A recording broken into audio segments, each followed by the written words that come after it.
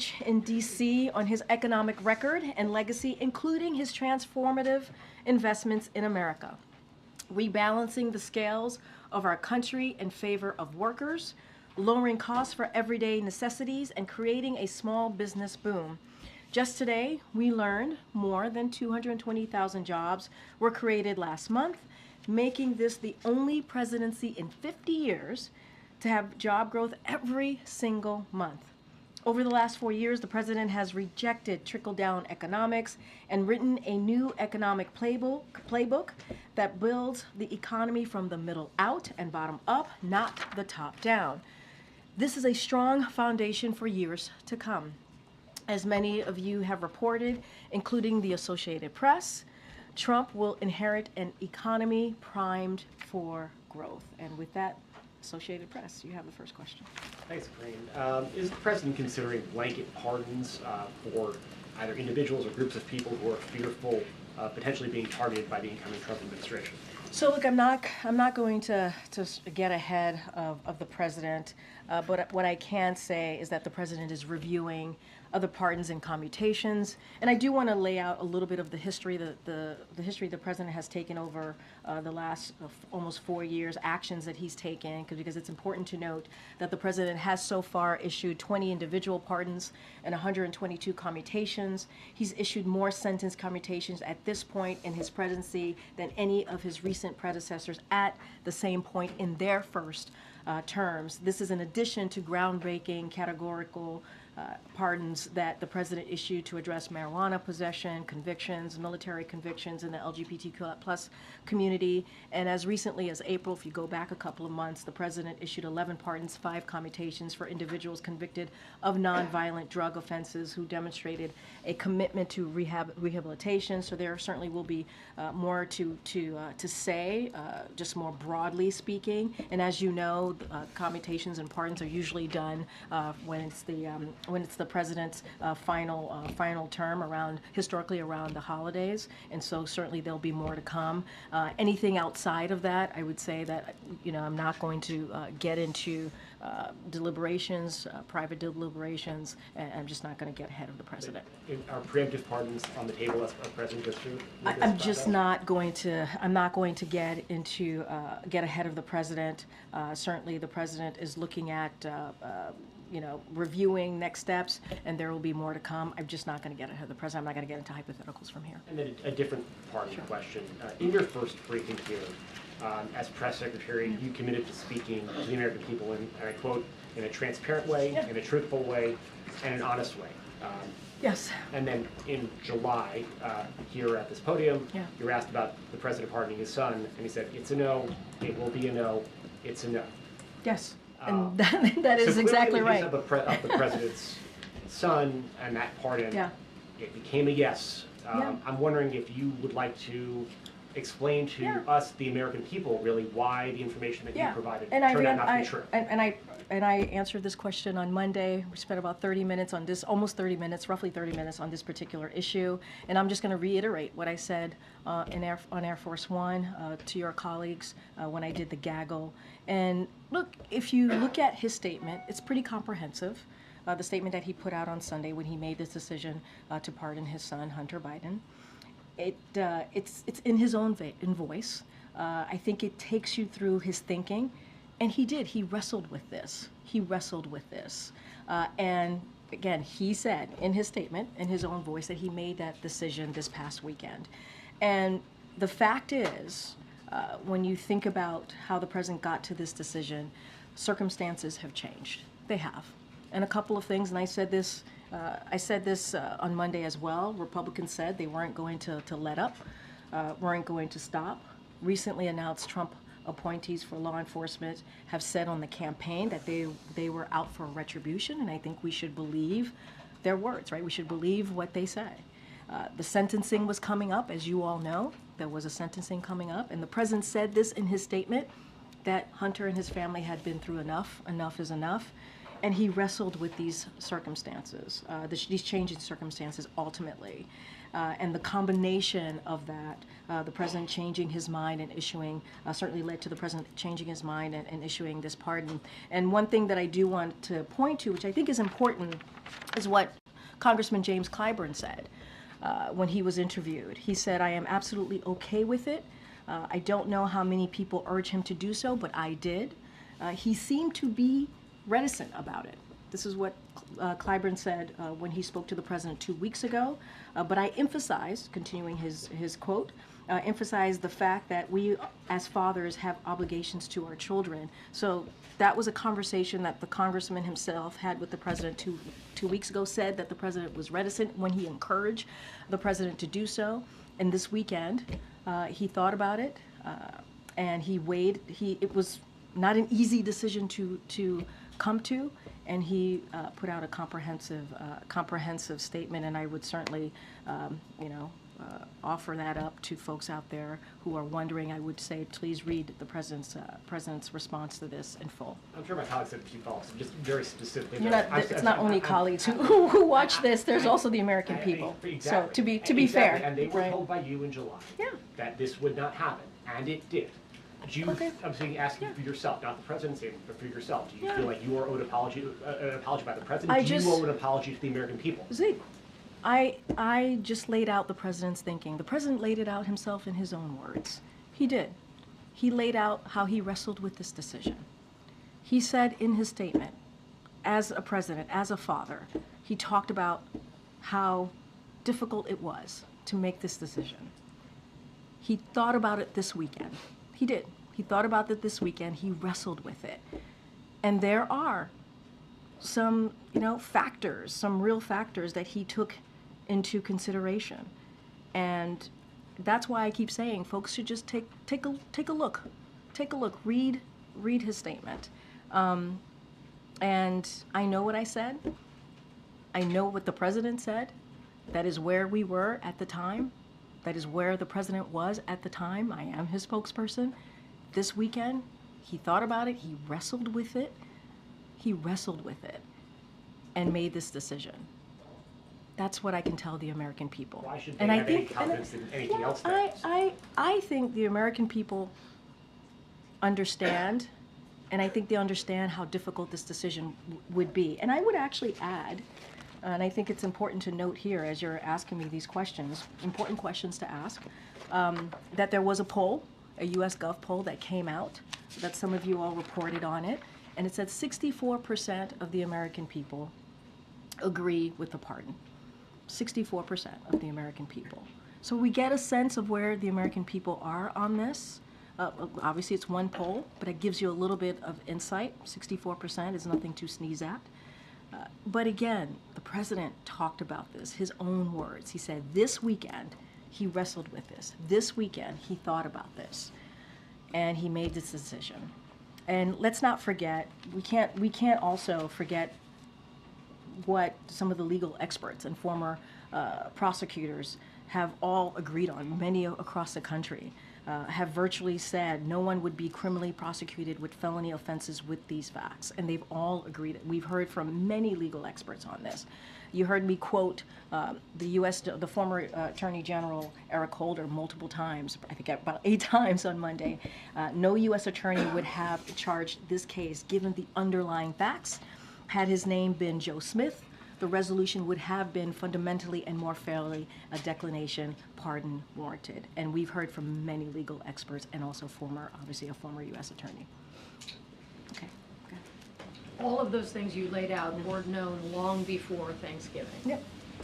And many Americans, in reflecting the 64%, certainly understand a father's point of view. But the president was declarative, you were declarative. You didn't give room for, depending on the outcome of the election or depending on the rhetoric coming from the potential next administration, the certainty with which the president and you portrayed the no pardon is part of where the question comes from. Yeah. Because all the facts that you have outlined were well known in advance. And I would add, there has been some circumstances that have changed this, right? Republicans not letting up, saying they won't stop, they're going to continue to do this. I mentioned the recent Trump appointees of legal enforcement positions, right? That said during the campaign they would have, they were out for retribution, and so no reason to not take them for the word. I pointed that. There was a sentencing coming up, as you all know. That was well known. I said there are multiple factors here. Not one thing led to this. Multiple factors. And if you look at all of these, it's a combination of reasons why the president wrestled with this over the weekend and made this decision. Now that you've had time and the president has had time to absorb how the public has responded to this, to think on it further, does he have any concerns about the fact that he had been so declarative and then granted this pardon? It's clearly done, and many Americans understand as a father how he would do that. But does he have concern about his credibility or the impact it might have on future pardons? So, and I will also say, just to bring up Clyburn again, because I think it's important, right? Because you were asking me what we said over the summer. Clyburn spoke to the president 2 weeks ago, and the president, he said, this is Clyburn's words, the president was reticent when he tried to encourage him to pardon Hunter Biden, and I think that is his son, obviously, and I think that's important to note.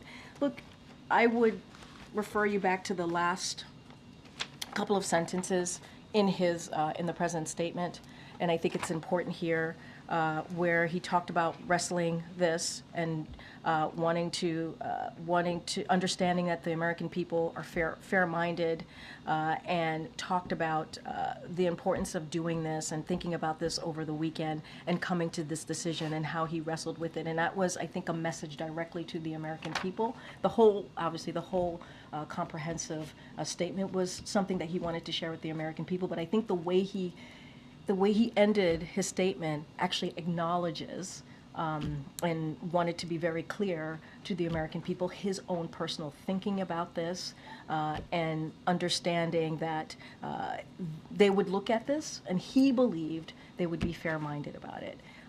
And this was not easy for the president. It wasn't.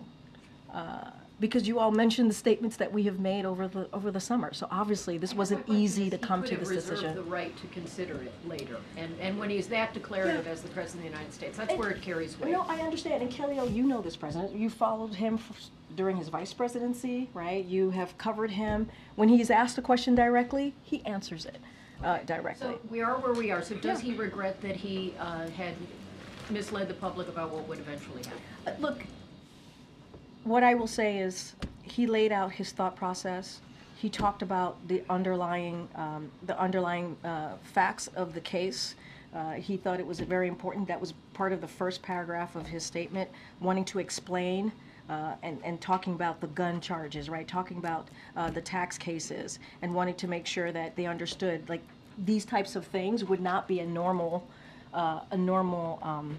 reason to prosecute, right? Virtually no one would be criminally prosecuted with felony offenses with these facts. Whether it's absent aggravated factors, similar charges are rarely brought. When you think about gun charges, the tax cases, such as Hunter's, when taxes are repaid with penalties, are rarely criminally charged. They are handled civilly, and these are the things that the legal experts also agreed with him on, and so he wanted to lay that out for the American people as well. And I, don't have anything else beyond what the president laid out, his thinking in his written statement, in his words. I just don't have anything beyond that. Okay. The president has also faced real swift criticism from members of his own party around this pardon. Democrats have called it a setback, a mistake, said that they're worried Republicans will use this against Democrats in the future. Has the president felt the need to respond directly to any of his Democratic colleagues around their criticism of this move? So look, what the president is going to focus on, and you've heard us say this, is running through the tape. He's going to focus on the American people. He's going to continue to deliver historic progress every day. That's going to be his focus. And if you think about his legacy more broadly, it includes getting us out of COVID. It includes bringing the economy back. It includes beating Big Pharma. It includes making sure that we had an infrastructure investment that we're able to do in a bipartisan way. We're talking about not just actions that the president has taken that people are going to feel today, but for generations to come. And so that's going to be his focus. I think folks in his party are going to have a lot of thoughts on this, obviously, but there have been, we've heard quotes and support from many elected officials. I just mentioned Jim Clyburn. There was Senator Dick Durbin.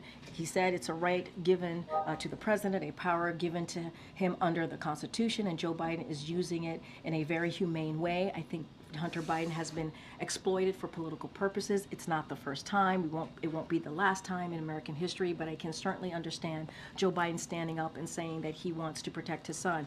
Nancy Pelosi, when she was asked about this particular issue, she said, "I support the president." Representative Jasmine Crockett, I think that it was the right move. And there's been others who have, in the Democratic Party, part of the leadership, and others who have supported this president in his decision. Just, though, Yep. when the president is saying that he believed it was a political prosecution, does it make it easier for incoming Trump to also say that he's pardoning January 6 rioters because he believes that those are political Look, I'm not going to get into what the incoming administration is going to do or not do. That's not something that I'm going to speak to. I've been pretty consistent about that since the election. We've been very clear about where we stand on January 6th. And so I'm not going to get into that. But I think, and you all, some of you have reported this, Republicans have been his political opponents in Congress have been very clear about this. The president talks about this again in his own statement about how they took credit for bringing political pressure on the process when it came to Hunter Biden's plea deal. And so they took credit for that when it fell apart. They took credit for that. And they have said they're not going to stop. And so again, I'm not going to point to one particular reason for the president making this decision. There's been changing factors that led him to where he weighted this decision over the weekend. And I just look at where Zeke started about the idea of preemptive pardons. Yeah. You clearly didn't rule that out. You confirmed that the White House is really considering that in response to me. I'm not confirming anything. I'm just saying I'm not going to get ahead of the president on this issue. There's a process. I'm Are not you ruling out the idea of preemptive what pardon? I'm saying is I'm not getting ahead of the president. I'm not. He's going to make announcements on pardons and commutations. That is something every president, historically, presidents do, especially at the end of their term. And so that normally happens around the holiday. So you could expect the president making a decision. What I can talk to and speak to is this particular pardon a couple of days ago of his son and what he's been able to do. I laid out some historic actions that the president has taken when it comes to pardons, when it comes to commutations over the past 4 years, as recently as this past April. I'm not going to get into hypotheticals here. I'm not going to get into the president's thinking. Have people come and asked the president for preemptive pardon because they're worried about a potential prosecution? So what I from can the Trump say is we have administration? seen from advocates, right, who have been very public in lobbying the administration for pardons and clemency, commutations. We've heard from them. You all have seen it. So obviously we've heard them. I'm just not going to get into specifics of what we're going to do, not do. I'm not going to get ahead of the president, and I think you can understand that process that we're going to keep going. Go ahead, Tam. Yeah, thank you. You mentioned that there is a process. I would love if you could spell out exactly how that process is working. Is it in conjunction with the Justice Department, who in the White House is handling it? And then you could answer whether the Hunter one was inside or outside of that process, but let's start with the process. Well, no, I actually answered that question on Monday. The president made the decision on the pardon for Hunter Biden. The White House reached out to the Department of Justice because that has to be filed with the Department of Justice. It was the president's decision. There was no consultation with the Department of Justice. As you know, the president has the right to do this. So that was obviously a very separate process. As it relates to more commutations, more pardons. That process, obviously, the Department of Justice is involved in that. There's a review process, and so that's how we're going to move forward on making those types of decisions. And who at the White House is leading it up? Is it out of the counsel's office or is it chief of staff? Well, look, obviously the White House counsel will be part of this process. I just don't have anything beyond that. And just quickly, President Trump is going to be in France this weekend for the reopening of the Notre Dame, also meeting with President Macron. How does this White House view President Trump's meetings with foreign leaders happening while you're still here? I mean, look, it's not unusual. As you've heard us say before, you've heard the National Security Council say as well. I think Jake Sullivan, when he was asked this question, the President's National Security Advisor, made that same comment. It's not unusual for when there's a president-elect for heads of states, foreign leaders to want to have that conversation with the president-elect. So I'll just leave that there. Okay, go ahead. Thank you, Karine. Just follow up with Tara's question. Why isn't the President of the United States going to go to the reopening of the Notre Dame de Paris? Why not? So just as you know, the First Lady is attending, and she's attending as part of her larger travel swing to Italy, UAE, and Qatar. So she will be representing the administration. They were both invited to be there for the reopening of the Notre Dame. The President had a scheduling conflict, which is why he was not able to attend. Any specifics on the First Lady's trip and what that's going to look like, I certainly would refer you to the First Lady's office. The President was invited. Yeah, he was.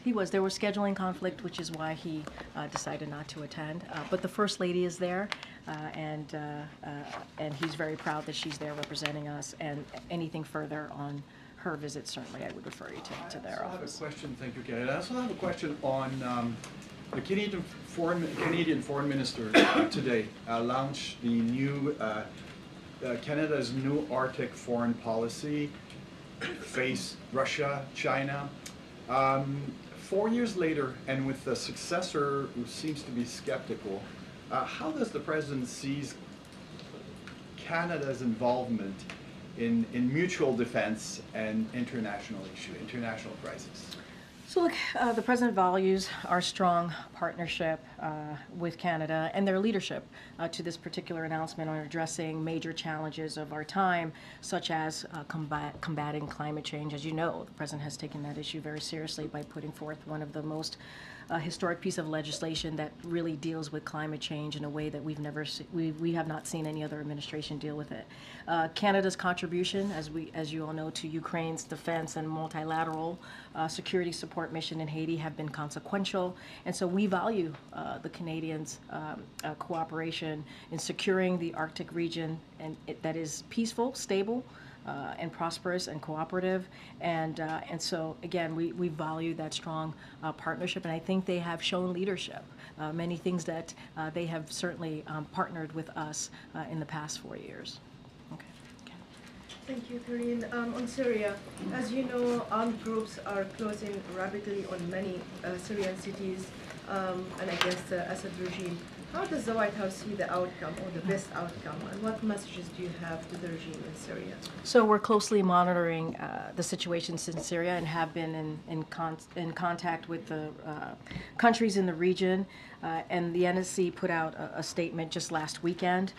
The Assad regime's ongoing refusal to engage in the political process outlined in UNSCR 2054, and its reliance on Russia and Iran created the conditions now unfolding, including the collapse of Assad regime lines in northwest Syria. So the United States, together with its partners and allies, urged de-escalation, protection of civilians and minority groups, and a serious and credible political process that can end this civil war once and for all with a political settlement consistent with UNSCR 2254. And so we're going to continue to obviously defend and protect U.S. personnel and U.S. military. That is the president that has been always very clear about that.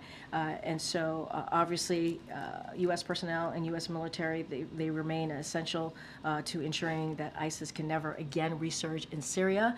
But more broadly, to answer your question, we're going to closely monitor the situation in Syria. Since this statement, I mean, developments are happening so fast, the cities after cities are falling. So maybe by the weekend, we're talking about maybe the Assad regime is not going to be there anymore. Well, I'm not going to get into hypotheticals of what's going to happen in the next couple of days or how it's going to play out. What we are doing, we're monitoring the situation. We're taking this very seriously. You saw the statement from the National Security Council just this past weekend. We're going to continue to stay in contact with countries in the region. And so that's what I can say that we're going to do, continue to be in touch, continue to monitor. I don't want to get into hypotheticals from here. Sure. As you know, the Russians have been supporting the Assad regime since the beginning. But today they said they're going to play a limited role in inverted commas. Is this a welcoming kind of statement from the White House that the Russians saying they're not supporting the regime the way they did in the past? Look, I'm not going to get into what the Russians are doing or not doing. What we're going to do is monitor this really closely. We're going to continue to talk with the countries in the region. And remember, as I just stated, we have U.S. personnel on the ground. We have U.S. military. It is important to the president that we continue to make sure that they're safe. Their safety is considered here. I'm just not going to get into what the Russians have said and what they're going to do and not do. Thanks, Karine. Zeke asked this question, I just didn't hear an answer. The next time that the president says he will or won't do something, why should the American people believe him? I answered that question. I don't have anything else to add. What is your answer? I answered the question. Can you I explain answered it in the a way question. that's understandable? I can't speak to you understanding the question or not, or my answer or not on this. I don't have anything else to say. I'm not going to relitigate this. I did that on Monday for 30 minutes. I went back and forth. I laid out. I said, please read the president's really comprehensive statement on this. And I even said the last paragraph of that statement, he talks directly to the American people. And that's how I answered that question. Can you acknowledge that it may have been a mistake by the president, you, to say multiple times unequivocally that he would not pardon his son? The president laid out in that statement what changed, why his mind changed, how he wrestled with this decision. The president laid that out. I don't have anything else to add. So that statement, he said in part, I believe in the justice system, but as I have wrestled with this, I also believe raw politics has infected this process and it led to a miscarriage of justice. Just to understand that sentence, I think it's important. Yeah, Is for it sure. that the president believes in the justice system except in some cases? He believes in the justice system. He believes the facts are,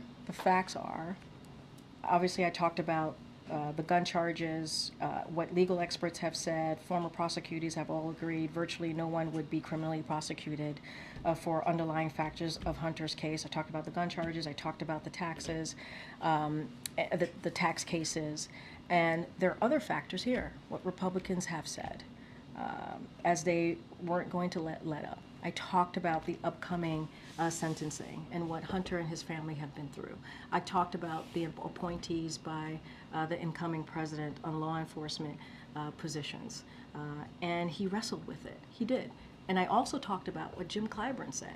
So you're asking me about an apology, but Jim Clyburn said himself in a conversation that he had with the president just 2 weeks ago, the president said, the president was reticent when he encouraged the president.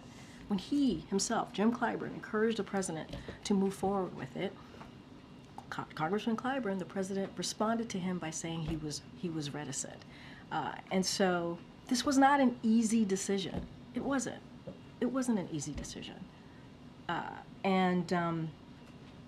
You know, it was a lot of circumstances here. And we can't pass over what legal experts and former U.S. attorneys have said on this, you know, and across the country, they've all basically agreed virtually no one would be criminally prosecuted with felony offenses with these facts. And I have gone through the two important underlying facts of the cases. And, I just don't have anything beyond that to add or to say.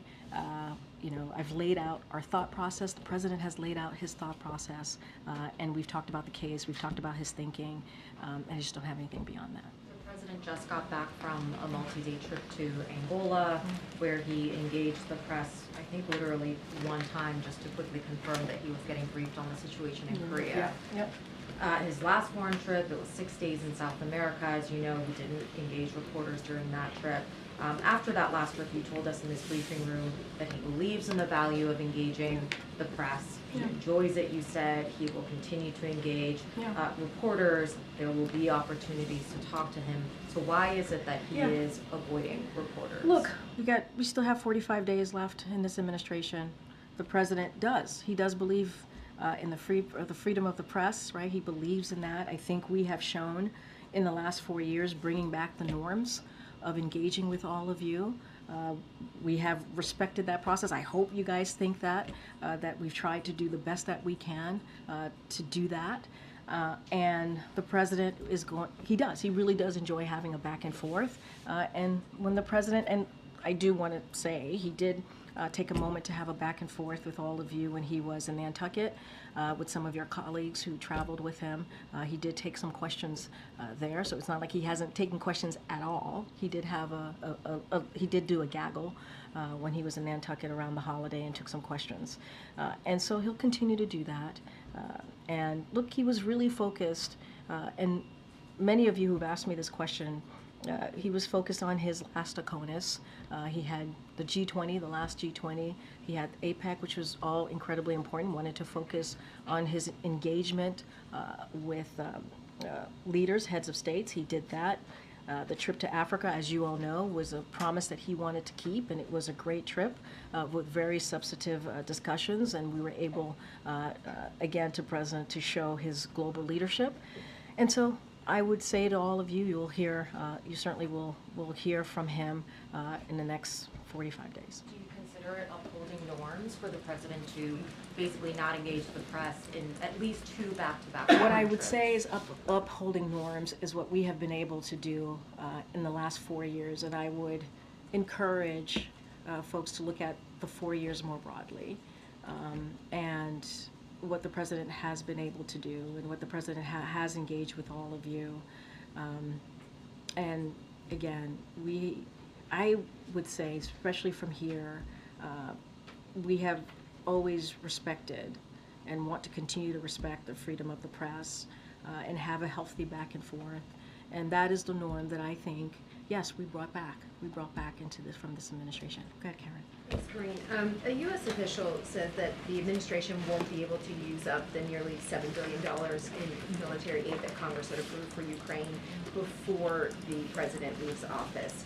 How much money do you estimate that will still be left when the president leaves? And is the president concerned that the incoming administration is not going to get that out the door to Ukraine? So, as you know, back in September 29th, we put out a statement. The president was very clear about wanting to surge resources into Ukraine and wanted to make sure that they had everything that they need as what was happening on the ground, the situation on the ground, circumstances on the ground was changing.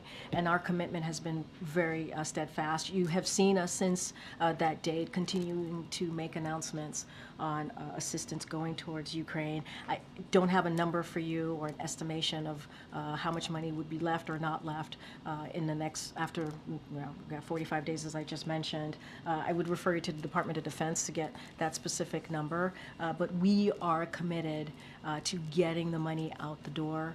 We are committed to make sure that Ukraine has the resources that it needs. As you know, we have led that. This president has led certainly that charge globally in making sure that Ukraine has the support, making sure 50 countries have gotten behind Ukraine, make sure the NATO alliance is stronger than it's ever been before. And I think you see that commitment from this president, and so we're going to continue to surge that. With this acknowledgement that there will be funding left when he leaves, and given that this has been such a top priority for the administration and for this president, is he worried that when he leaves, that the incoming Yeah. administration is gonna leave this money on the table and not get it out? And so look, again, I'm trying to be really mindful not to get into hypotheticals or what the next administration is going to do or not do. We got to let that process move forward. What I will say and remind folks that we got that funding in a bipartisan effort, right? That's how we were able to get that funding to make sure the resources were getting into Ukraine.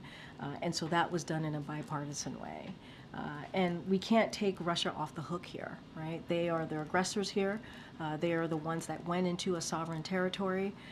And again, we say this all the time, this war can end today if Russia would stop their aggression. But again, it was done in a bipartisan way. We can't forget that. Go ahead, Jeff. Thank you. Karine, before the election, the Senate passed a bill that would have added an additional 60 judges to the judiciary. That bill is now going to the House, and there are some Democrats who are now not supportive of that bill because it would mean President-elect Trump would have an additional 60 judges to fill. Or judge spaces to fill. What's the administration's view on that bill? Would the president sign or veto it? And so I need to talk to the President and Office of Legislative Affairs about this. I have not had that discussion about this particular bill. As you know, we have been pretty aggressive and steadfast in getting our nominated judges, qualified judges, through in the Senate process. And so we have been able to steadily do that over the past couple of weeks on this particular legislation. I just need to talk to the team. I don't want to get ahead of them. Right.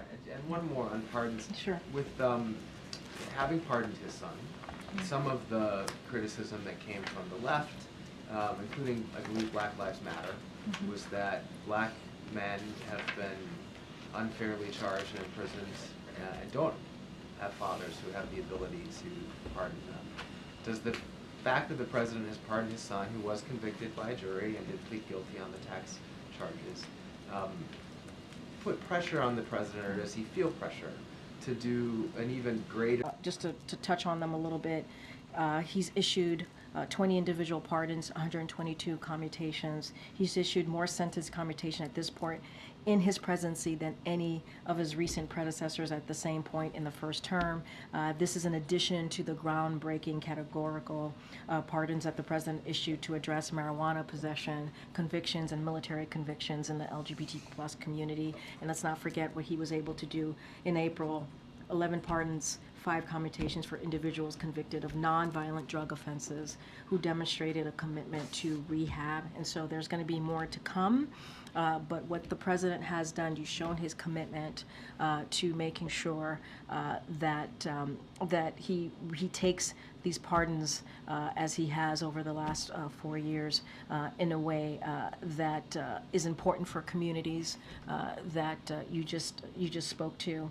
And he's talked about the criminal justice system. He's talked about,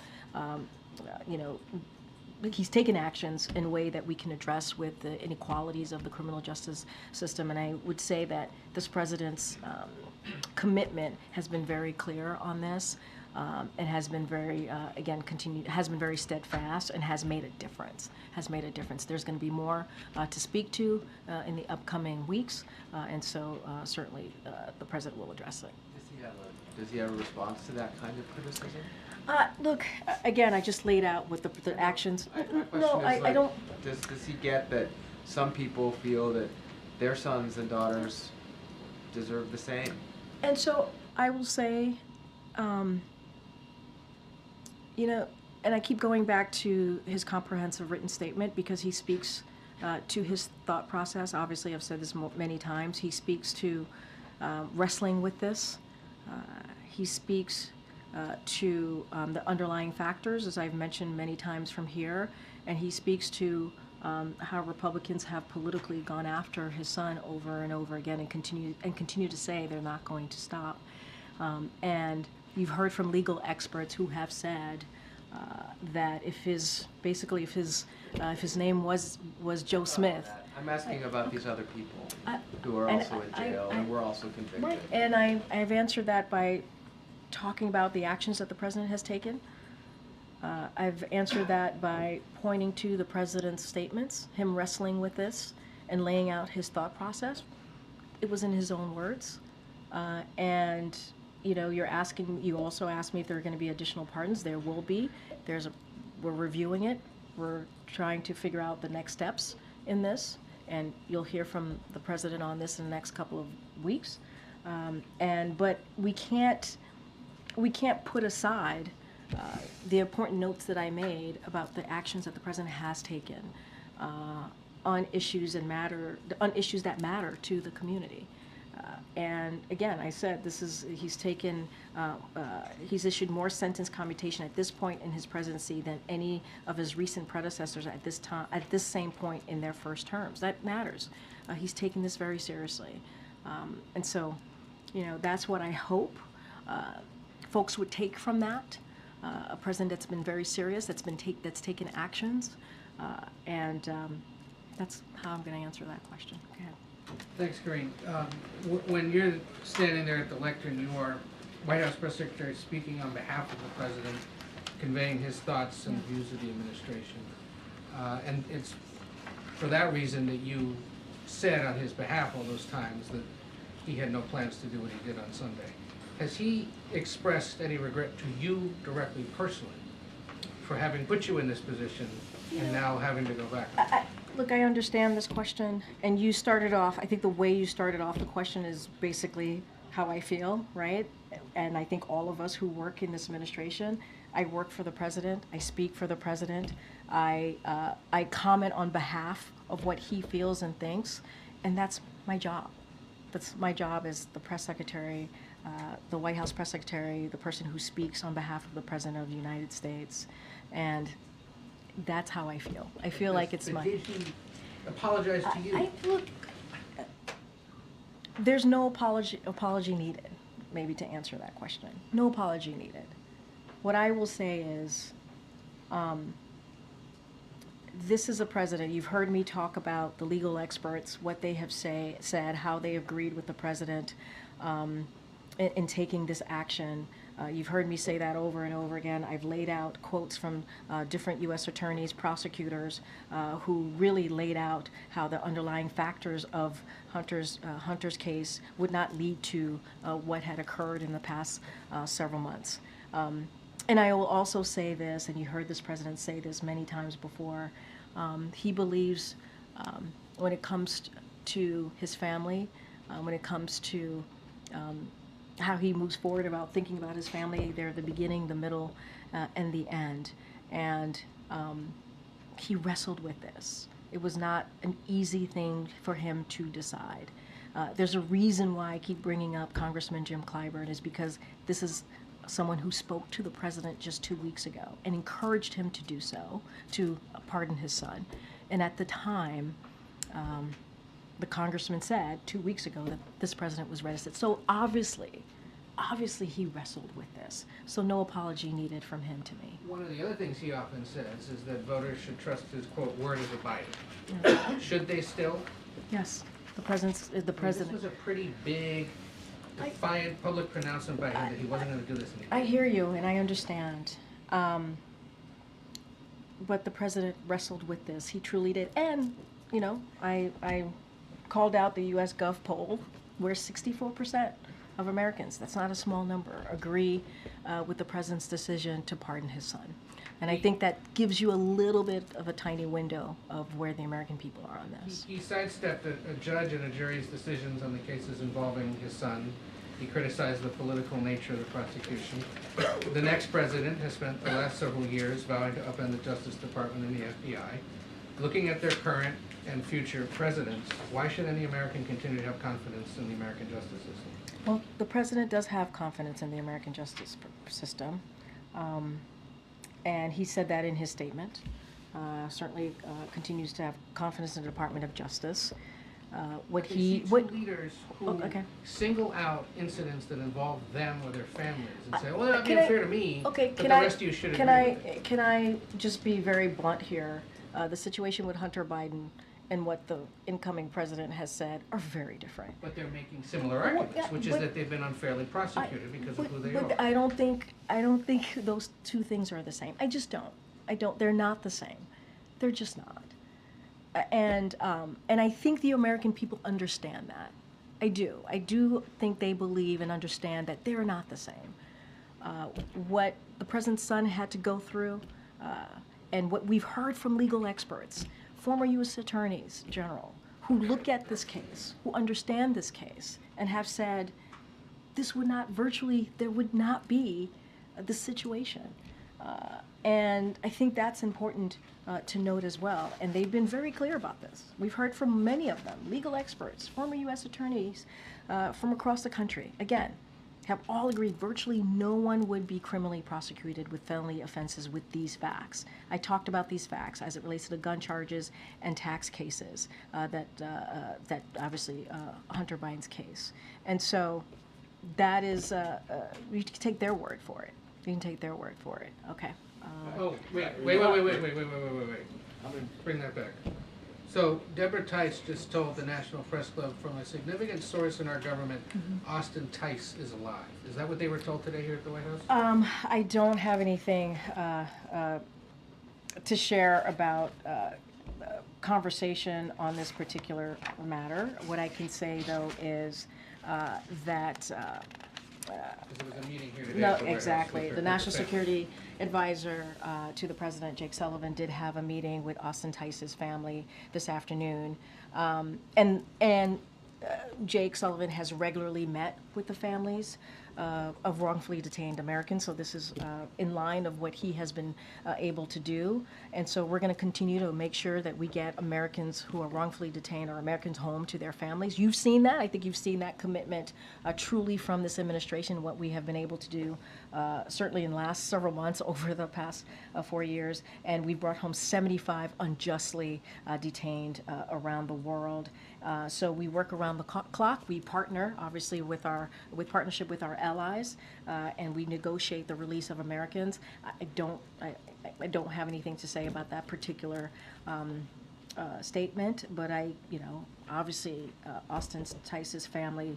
I can't even imagine what they're going through right now as they think about Austin Tice, as they, I'm sure, have continued to hope and pray for Austin to come home to them. And what we have been committed to is making sure that Americans get home. 75 Americans unjustly detained around the world. We have been able to do that because of this president's leadership.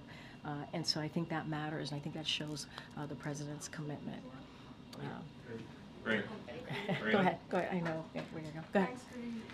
So soon after the president announced the ceasefire deal between Israel and Hezbollah, President-elect Trump's team immediately, claimed credit for it. Just last week, there was a video out, released by Hamas of one of the hostages. Is the White House working with the Trump team to negotiate, the hostage crisis? So what I can say is we're going to continue to work 24/7 as we have, day and night, to secure a deal. And that would certainly free the hostages, bring about a ceasefire in Gaza. And so we have been in touch with the president-elect's team to ensure that they're aware of our efforts. And so we believe they are supportive of them, the president-elect's team, and these conversations have been constructive. But we have been doing the work for some time, right? We've been working around the clock in getting that done. And so that's what we're going to continue to focus on. Okay. All right. Thanks, everybody. Thanks, everyone. The murder of the United Healthcare CEO, can you address that briefly, Karine? The murder of the United Healthcare CEO?